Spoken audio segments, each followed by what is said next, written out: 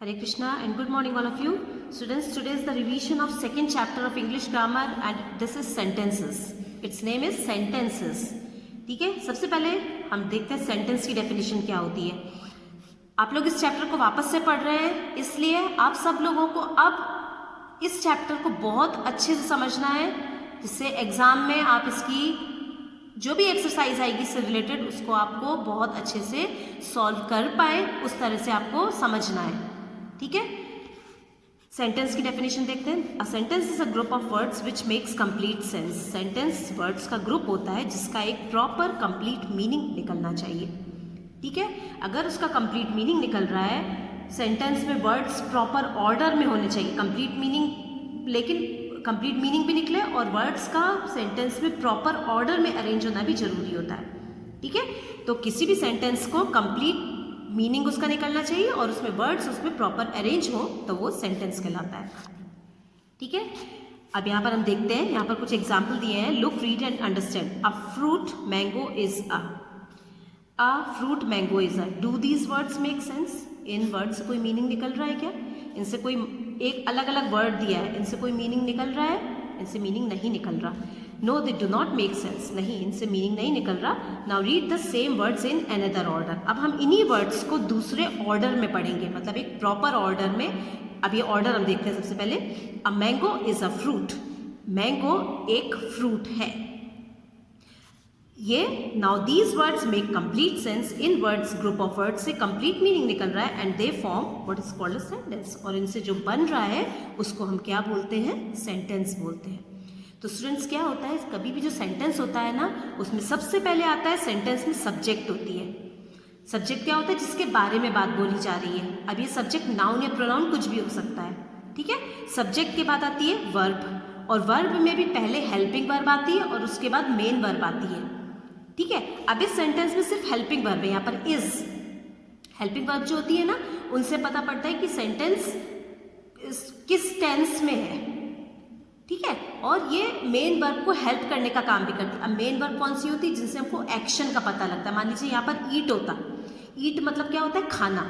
और खाने से क्या होता है कि हम कोई एक्शन कर रहे हैं, है ना, तो ये मेन वर्ब कहलाती है. जैसे ईट, ड्रिंक, गो और कुछ भी इस तरह की जो होती है जिनसे एक्शन का पता पड़ता है, उनको मेन वर्ब कहा जाता है. और ये is, am, are, was, were, has, have, had, will, shall, ये सारी हेल्पिंग वर्ब कहलाती है, जो कि मेन वर्ब को हेल्प करने का काम करती है.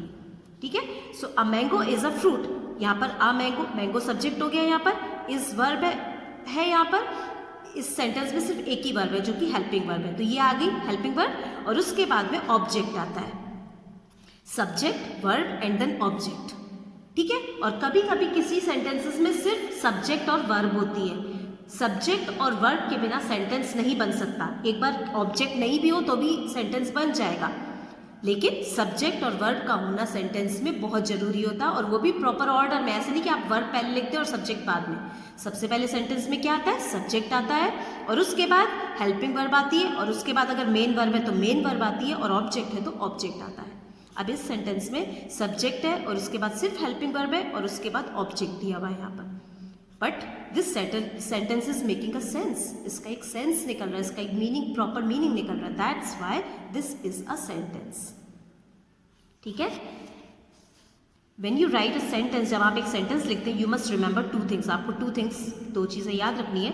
The sentence must begin with a capital letter. कि हमेशा सेंटेंस को कौन से लेटर से शुरू होना चाहिए? कैपिटल लेटर से शुरू होना चाहिए. मतलब सेंटेंस का फर्स्ट लेटर हमेशा कैपिटल होना चाहिए.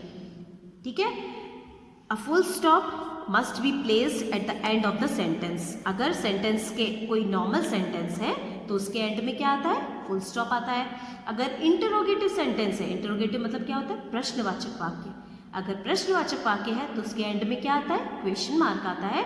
और अगर कोई एक्सक्लेमेटरी सेंटेंस है, एक्सक्लेमेटरी सेंटेंस क्या होती है कि अगर किसी भी सेंटेंस को, मतलब कोई भी सेंटेंस, कोई भी बात बोल के हमको आश्चर्य हो एकदम से, या कुछ अंदर से गुस्सा आए या दुख हो, तो उसको एक्सक्लेमेटरी सेंटेंस बोला जाता है. जैसे आप बोल रहे हैं, wow what a beautiful dress, तो आपको देख के खुशी हुई अंदर से एकदम, है ना, तो एकदम से सडन जो फीलिंग होती है ना हमारे अंदर, वो एक्सक्लेमेटरी सेंटेंस होते हैं और उनके एंड में एक्सक्लेमेशन मार्क आता है, जो आप सब जानते हैं एक्सक्लेमेशन मार्क क्या होता है। एक लाइन होती है और उसके नीचे एक में डॉट होता है, उसको हम एक्सक्लेमेशन मार्क बोलते हैं। ठीक है, अब यहाँ पर ये देखिए an apple is a fruit, यहाँ पर sentence an apple is a fruit, this is wrong because its first letter is not written capital.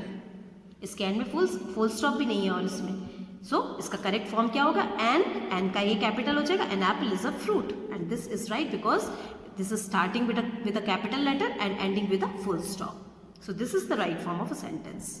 Okay, now practice time 2.1, look at the picture carefully, it shows school children playing football in the playground। यहाँ पर एक picture बनी हुई है और इसमें दिख रहा है कि कुछ school children and they are playing football in the playground. Playground में कुछ स्टूडेंट्स वो फुटबॉल खेल रहे हैं।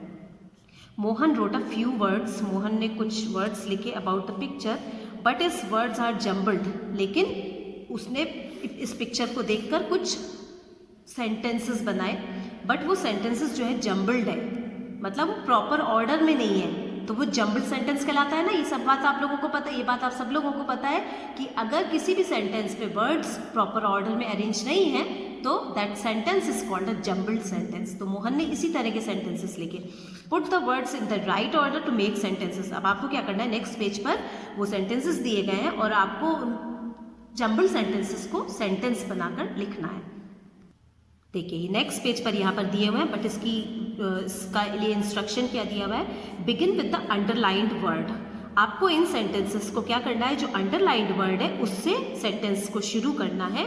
Finish with the word that has a full stop after it, और जिस वर्ड के एंड में फुल स्टॉप है वो वर्ड सबसे एंड में आना चाहिए। मतलब स्टार्टिंग में कौन सा वर्ड आएगा जिसके नीचे अंडरलाइन है और एंड में कौन सा वर्ड आएगा जिसके एंड में फुल स्टॉप है। ठीक है, one is done for you. यहाँ पर एक आपके लिए सॉल्व करा हुआ है, name my school of saint Peter's is school, और द इसके एंड फुल स्टॉप और यहाँ पर द है कि द के नीचे अंडरलाइन है। तो हम किस वर्ड से शुरू करेंगे, द से शुरू करेंगे। The name of my school is saint Peter's school. The name of my school is saint Peter's school. आप ऐसे ही लिखेंगे ना। अब आप जब सेंटेंस आप सबको जब बनाना हो ना, तो जो जम्बल्ड सेंटेंस है ना उसके एक एक वर्ड का मीनिंग समझिए आप। नेम मतलब नाम, माय मतलब मेरा, school of saint Peter's, is मतलब है, स्कूल अगेन स्कूल विद्यालय, द। तो इससे हमको मीनिंग समझ में आता है कि मेरे स्कूल का नाम सेंट पीटर्स स्कूल है। तो हम इसको कैसे लिखेंगे, the name of my school is saint Peter's school, है ना। यहाँ पर आप देख रहे होंगे माई स्कूल यहाँ पर सब्जेक्ट हो गया, इसके स्टार्टिंग में द नेम ऑफ इस तरह से ही आएगा, the name of my school is verb हो गई, और saint Peter school this is object. ठीक है, सेकेंड सेंटेंस देखते हैं, वॉलीबॉल एंड हॉकी। हॉकी के एंड में फुल स्टॉप है, मतलब ये लेटर वर्ड सबसे एंड में आएगा। प्ले वी फुटबॉल, वी के नीचे अंडर आए तो ये वर्ड सबसे पहले आएगा। तो अब हम सबसे पहले इनकी मीनिंग देखते हैं। वॉलीबॉल एक स्पोर्ट का नेम है वॉलीबॉल, एंड हॉकी और हॉकी, प्ले मतलब खेलते हैं, वी मतलब हम, फुटबॉल। तो इसका आप थोड़ा सा सोचिए कि हम फुटबॉल, वॉलीबॉल और हॉकी खेलते हैं। ठीक है, हॉकी सबसे एंड में आएगा, ठीक है, और फुटबॉल के बाद यहाँ पर कॉमा लगा हुआ है, तो फुटबॉल के बाद में वॉलीबॉल आ जाएगा। कभी भी हम सेम काइंड्स ऑफ थिंग्स को लिखते हैं तो उनके बीच में कॉमा लगाते हैं ना, तो यहाँ पर कॉमा लगा हुआ है, मतलब फुटबॉल सबसे पहले आएगा और उसके बाद में वॉलीबॉल आएगा।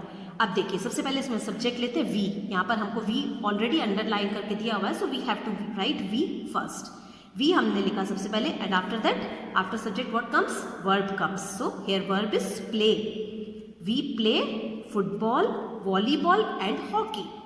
हॉकी एंड में आ जाएगा और इसके एंड में फुल स्टॉप यहाँ पर दिया, so hockey word will come at last, है ना, सबसे अंत में ही आएगा। समझ आया आप लोगों को। नेक्स्ट है best like I to play football. Best के एंड में फुल स्टॉप है और अंडरलाइन है आई के नीचे, तो आई से शुरू होगा और बेस्ट पर एंड होगा। अब बेस्ट मतलब सबसे अच्छा, लाइक मतलब पसंद, आई मतलब मैं या मुझे भी हो सकता है वहां पर, टू मतलब को, प्ले मतलब खेलना, फुटबॉल मीन्स फुटबॉल गेम का नेम। सो इसका क्या होगा कि मुझे फुटबॉल खेलना सबसे अच्छे से आता है। So I like to play football best. I like to play football best, मेरे को फुटबॉल सबसे अच्छे से खेलना आता है। हमको बेस्ट पर एंड करना है, so I like to play football best, मेरे को फुटबॉल खेलना सबसे अच्छे से आता है। ठीक है, यहाँ पर आप देखिए आई के बाद में प्ले वर्ब है यहाँ पर, ठीक है। फुटबॉल ऑब्जेक्ट है और ऑब्जेक्ट के पहले या बाद में उससे रिलेटेड कोई वर्ड भी आ सकता है, कोई एडजेक्टिव हो सकता है, कोई एडवर्ब हो सकता है यहाँ पर, ठीक है। तो यहाँ पर ये वर्ड आया है बेस्ट, जो कि इसके बाद में लिखा जाएगा। हम इसके पहले लिखते हैं, अगर I like to play best football, मेरे को सबसे अच्छी फुटबॉल खेलना पसंद है, मतलब जो फुटबॉलों में जो सबसे अच्छी फुटबॉल है वो फुटबॉल खेलना मेरे को पसंद, ये मीनिंग हो जाएगा इसका। और यहाँ पर जब हम बेस्ट एंड में लगाएंगे तो उसका मीनिंग होगा I like to play football best, मेरे को सबसे अच्छे से खेलना आता है फुटबॉल, ठीक है।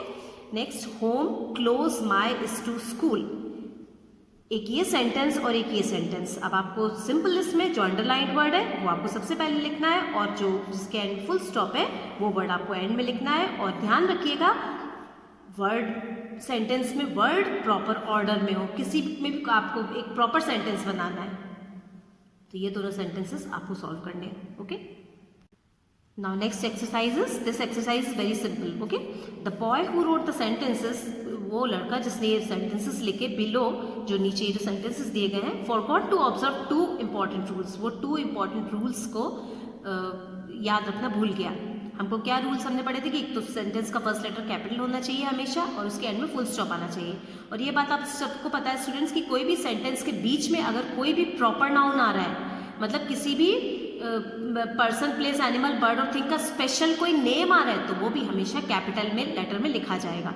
जैसे किसी भी पर्सन का नेम, प्लेस का नेम, एनिमल, बर्ड और थिंग का अगर कोई नेम है तो वो कैपिटल लेटर में आएगा, वो भले ही सेंटेंस के बीच में हो, ठीक है। ये हमने कैपिटल लेटर्स जो चैप्टर है उसमें पढ़ा था शायद, ओके। सो आप उस चीज़ को रिवाइज करिए, या 3rd क्लास में आपके पास 3rd क्लास की बुक होगी, सो आप उसमें भी देख सकते हैं, okay. So now rewrite these sentences putting in the capital letters and full stops, the first one has been done for you. एक चीज़ में आपको इसमें क्या करना है आपको कि इसमें राइट दी सेंटेंसेस, मतलब आपको ये सेंटेंसेस वापस लिखने, putting in the capital letters and full stops, जहाँ पर कैपिटल लेटर चाहिए वो और फुल स्टॉप की जहाँ पर नीड है वहाँ पर करके हमको करना है। The first one has been done for, यहाँ पर फर्स्ट वन सॉल्व किया हुआ है। एक बात और आपको कैपिटल लेटर्स में पढ़ी थी कि जो आई, मतलब मैं के लिए जो आई वर्ड आता है और गॉड का जी वर्ड हमेशा कैपिटल लेटर में लिखा जाता है, ठीक है। ये भी आप लोग ध्यान में रखिएगा कि अगर कभी भी सेंटेंस के बीच में आई और गॉड आ रहा है, सेंटेंस के बीच में, स्टार्टिंग में तो हम कैपिटल लिखते ही है, लेकिन अगर बीच में मान लीजिए गॉड वर्ड आया तो उसका जी भी हमेशा कैपिटल लिखा जाएगा और आई, मैं के लिए जो आई आता है वो भी हमेशा कैपिटल लिखा जाता है, वो भले ही सेंटेंस के बीच में हो, ओके। चलिए अब हम देखते हैं, look the man is selling colourful balloons. ये देखिए यहाँ पर ये कुछ रूल्स मेंशन किए हुए हैं कि कैपिटल लेटर का यूज़ हम कहाँ कहाँ करते हैं, ये मैं आपको दिखा रही हूँ। आप इन सारी चीज़ों को नोट करके अपने पास में रख लीजिएगा कि कहाँ कहाँ पर कैपिटल लेटर का यूज़ किया जाता है, ठीक है। ये स्टार्टिंग से है यहाँ पर और ये सिर्फ यहाँ पर इसका एंड है, ये एंड है इसका यहाँ पर, ठीक है।